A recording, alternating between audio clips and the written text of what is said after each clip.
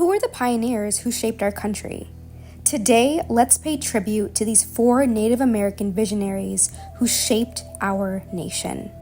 The term Founding Fathers can be traced back to most of our adolescent years, when social studies teachers used it to define the early presidents and their various documents that forged and formed this great and powerful nation that we live in today. However, what we weren't taught was that before the first American president, there was already a system and order decreed by renowned Native American elders and chieftains. Chief Joseph, for example, lived a life that personified his courageous beliefs. Joseph, a Nez Perce, grew up in Oregon's Wallowa Valley, a region that his ancestors occupied for centuries. In 1874, the U.S. government ordered his people to resettle in Idaho. And in the month of June 1877, Joseph began leading his people to Idaho in peace, but on the way found himself confronted by some hostile whites. Gunfire was exchanged, which eventually escalated to an all-out war with the United States. For 1,800 miles, Chief Joseph courageously led 800 men, women, and children to a Canadian refuge, but was pursued closely by the U.S. cavalry. Ambushed only 42 miles from their destination, and with only 418 of his survivors, he bellowed this unforgettable lament: "I will fight no more forever." Sitting Bull, a Hunkpapa Sioux, was not only known as a great warrior, but a skilled hunter as well.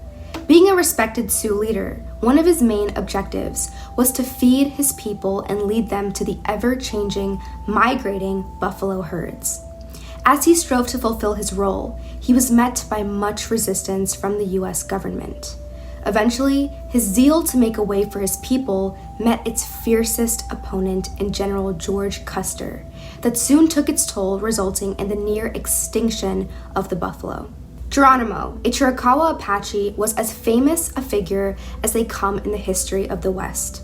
Elusive and crafty, he was feared by all those who pursued him, cynical of the corrupt Indian agents he dealt with. He determined in his heart not to surrender inevitable fruit of warfare, being loss of loved ones and family. Geronimo seemed to have an inexhaustible appetite for vengeance.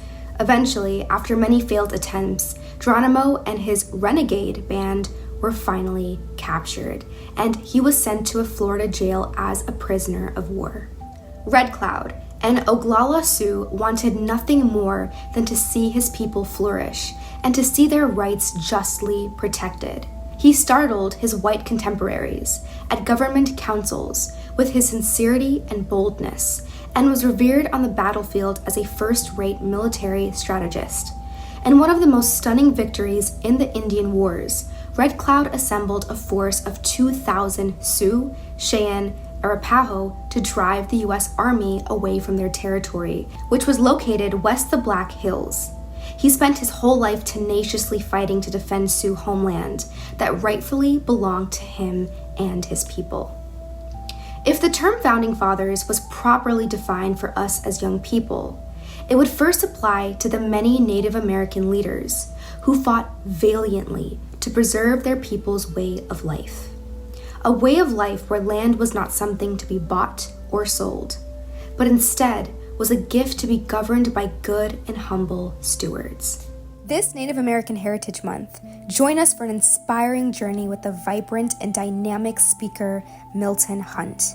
With boundless enthusiasm and an exceptional teaching approach, he'll be your guide to delve into the rich history of our nation. For a free 30-minute conversation with him, please feel free to reach out to him through these avenues. We look forward to hearing from you soon.